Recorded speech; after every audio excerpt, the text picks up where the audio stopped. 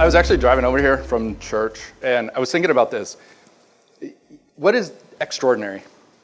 I mean, let's break that word down. Extraordinary, right? Isn't it just something above ordinary? I mean, it doesn't have to be anything fantastic, right? I mean, don't get me wrong. I'm kind of jealous of 1,000 units. I own 2, and I thought I was doing really well. Now I have new life goals. Okay, so extraordinary. Let me give you a little intro. Jeremy, gave you a little bit. I'm a father of 2 boys. Their ages 5 and 7. I'm also a husband, now of 11 years. I have my own small business, and I also am a leader at our church. I work in the youth group, teaching kids, yay, go 12-11, teaching kids how to, learn a little bit more about God, okay? By the way, little known fact, Jeremy can probably attest to this, I also cook a ridiculously good mac and cheese. My 7-year-old, I've had lots of practice, okay? So I want to walk you guys through, how many of you guys remember, by the way, I'm a little bit different than some other people, okay? I run small groups, right? So note, I don't normally get up in front of large groups and speak. I'm not a pastor or anything. I like participation, okay? So when I ask a question, I really actually want you guys to say yes or response, right? So don't just sit there stone-faced, okay? Good? Thanks, Heather. So how many of you guys remember back in elementary school reading books like Tom Sawyer, Huck Finn, Charlotte's Web, all those? Yes? You guys all remember those stories? Let me ask you a question. How many of you remember the lesson that your 4th, 5th, 6th grade teacher was actually trying to teach you with those books? No. Why? Because how do we learn best? Through experience and stories, right? Hello, thousands of years of human existence. Well, how have we taught people? Through the stories of what we experienced, right? Guess what? That is what Young Money Savvy is all about, okay? Our stories being shared with you guys, okay? So here's how I want to get this started, and then I'm going to tell you my story, and as I tell you my story, I hope you guys will gain a few things from it. So one thing I want to go into is success.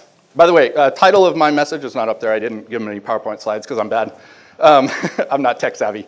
So I'm money savvy, not tech savvy, right? You guys got that? Sorry, just making sure you caught that.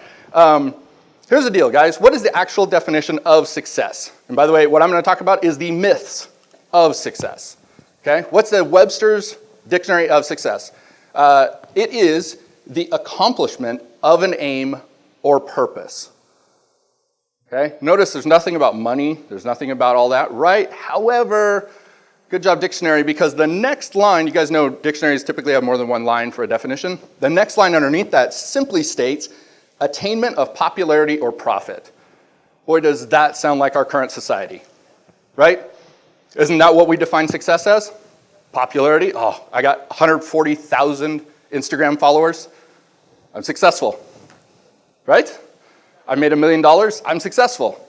That's what we have defined it as, okay? I want to define success in a contrary matter to that. I want to go against conventional wisdom, okay?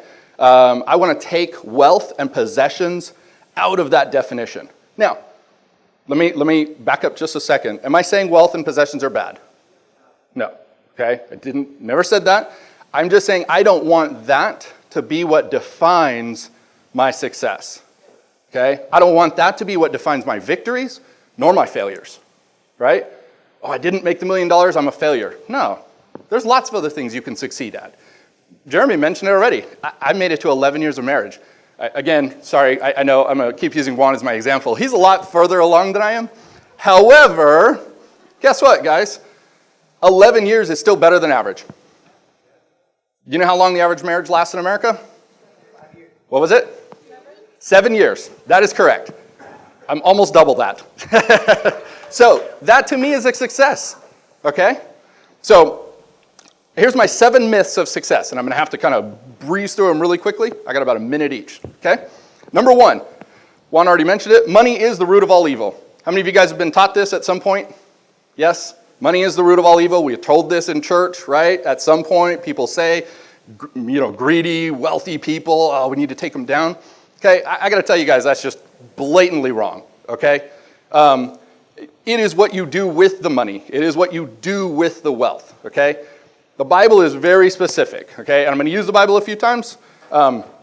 Here's the thing. The Bible is very specific about this, okay? It does not say that attaining wealth makes you evil, greedy, etc. It is putting it above God. That's it, okay? That is what the commandments are talking about. It is putting money above God. It is putting your trust in money, right? I put my trust in God, and then wealth comes to me as a result of that. By the way, you guys understand Old Testament? Hey, famous guys, Abraham, Isaac, Jacob, you guys all understand they were crazy wealthy, okay? They had tons of money. They were still loved by God, okay? So, first one, here's my story, okay? My parents are both, my dad was actually a consultant. My mom was a teacher. So here's a little bit about my background, is my dad traveled around and taught at churches. He managed money as intelligently as any person I've known. I always like to joke with him because he has not actually had a 9-to-5 or any type of job whatsoever since I was 6 years old. Think about that for just a sec, okay? So I'm 38 today, so my dad has literally not worked for 32 years. That's how well he managed his money, okay? He believed in a thing called stewardship. It's said in the Bible hundreds of times. By the way, you guys all know, hey, just little trinket of knowledge, wealth, money, finances, etc., is spoken about more times in the Bible than faith, love, and peace.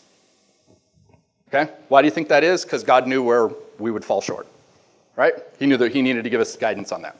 So, number one myth, money is the root of all evil. Number two myth, a college education is the key to success. I'm rehashing what a couple of other people have already said, but that is just categorically wrong, okay? I agree completely. I think it was Juan who said it a little bit earlier. The old 40s and 50s mentality was go get an education, go get a good job, make a lot of money, and retire. Doesn't work. It flat out does not work anymore, okay? Now, I also agree with something else he said. Education is a key to success, okay? But it doesn't have to be from a four-year university. It could be from a book, as Elias was pointing to. It could be from a mentor. It can be from trade school. It can be from lots of different sources, right? Education is key to success, but college education is not necessarily, okay? Here's my background. I have a 4-year degree in biochemistry. You notice I am not a biochemist, okay?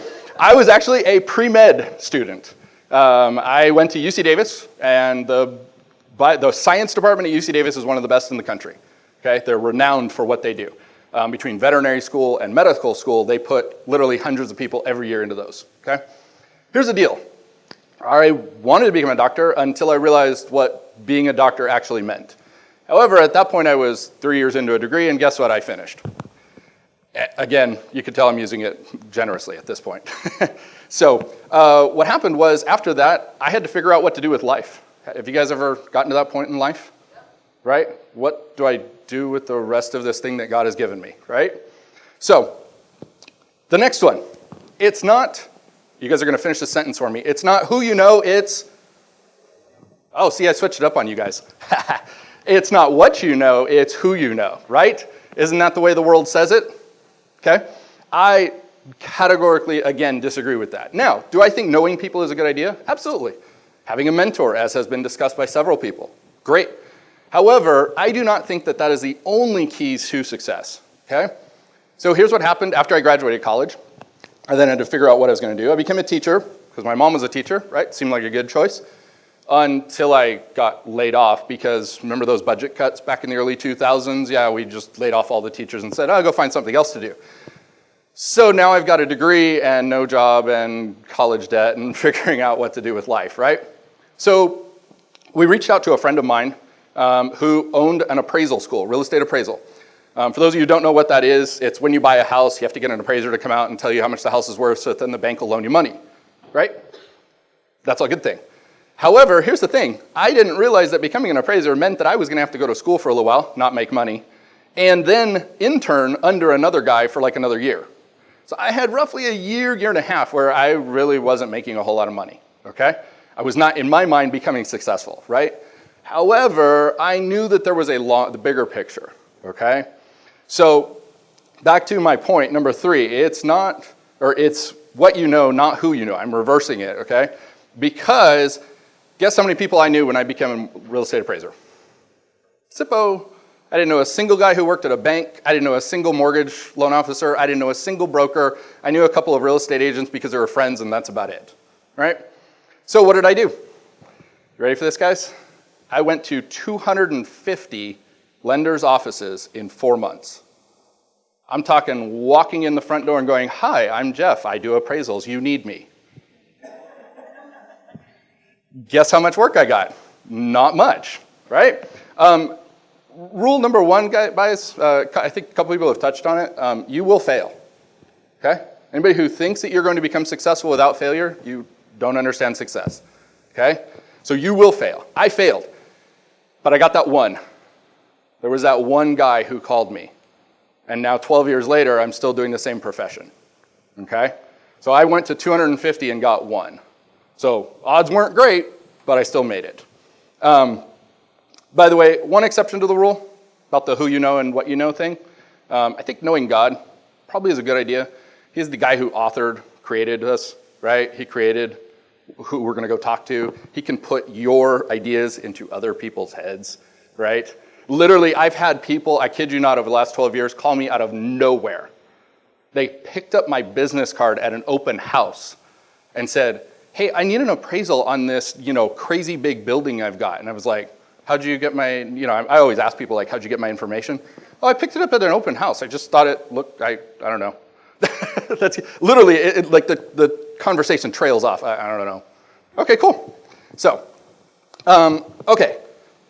Number 4, don't trust other people. Any of you guys heard this? Okay. If you're in the business world, you've heard this. Why? Because what are other people trying to do? They're trying to take your money, right? They're trying to take your job. They're trying to get you out of your position so they can get it, right? The old crab effect. Anybody heard this story? You have crabs in a bucket. One tries to get out. The other is going to pull them back in. Yep. Okay, that's so true in the business world, okay? I think most people deep down inside know that this is not actually the case. You can collaborate. You can work with other people. But if you look at society, we tend not to do it, okay? I will use a Bible verse. You guys can write this down if you're taking notes. Ecclesiastes 4, 9 through 10. 2 are better than 1 because they have a good return on their labor. Okay? Number 5. I'm speeding along. Number 5. Having more money will mean that I will give more. Nope. Nope. Not true. Statistically speaking, 65% of people who give, by the way, note, I didn't say give to the church. I'm just talking giving in general, right? Giving money away. 65% of people who give started doing it in their 20s. How many of us made $1 million in our 20s? Okay, got it. So you got wealthier as you got older and yet started doing it when you were poor, right? So, I'm speeding, don't worry. Number 6, having more money will make me happier. Nope. Again, completely false. All the statistics point to that as not being true. There was a great study, you guys can go look it up. It was done by a guy here at USC, right down the road. And he did it in China, of all places, okay? The reason was, if you guys know the history of China, for a long, long time they were oppressed. From 1990 to 2010, they experienced ridiculous economic growth, right? You guys are fairly savvy with money and economics, you've seen that, okay? Yet, do you know what's crazy? The happiness index and the optimism of their future actually went down. So from 20 years, their economic futures went up significantly, almost fourfold, by the way, per person. Their outlook on life went down, okay? My final one, guys, it's been touched on already. Elias did a great job of it. Successful people fit into a certain mold or type. I just don't believe that's true, okay? And here's why. Let me give you guys some great examples and you'll understand it. Okay, success again is defined usually as wealth and what we do, right? How we move up in the world. I want to redefine success because it's different for each of you. For me, success is I made it to 11 years of marriage. That's a success, right? Because I've already beaten the average. I got 2 kids who don't hate me. Okay? I know some of you are like, wait, that's success. Yeah, that's success. Guess what? I didn't strangle them last night when they were driving me bananas when I was trying to play a game over at my house. Okay? So, guess what, guys? Success is defined differently for each of us, right? Success could be something as simple as you went to college and you were the first person who did it. Success could be you were the first person who opened a business in your life, okay? There's lots of different ways to look at success, and I really want to challenge you guys that it's not just about money and prosperity and how many followers we have on Twitter and Instagram and stuff, okay, guys? So here's my final conclusion, okay? Success can be defined in many ways. It's going to look different for every person, okay? I gotta tell you guys, I've been through good markets, I've been through bad markets. And yet one thing I have always done is I've trusted in God. He got me into this business and he's gonna see me through it, okay? The Bible speaks very clearly about God is going to see you through something that he has brought you into, right? So here's the thing, guys. Becoming successful, it's right at your grasp. It's right at your fingertips, okay? But don't let these 7 myths drag you back down. Thank you. Hey, Jeremy Lejeune here. I'd like to thank all of our sponsors that helped this event happen. Feel free to check them out all over here. Also, all the speeches are posted on our YouTube channel, so feel free to check that out as well.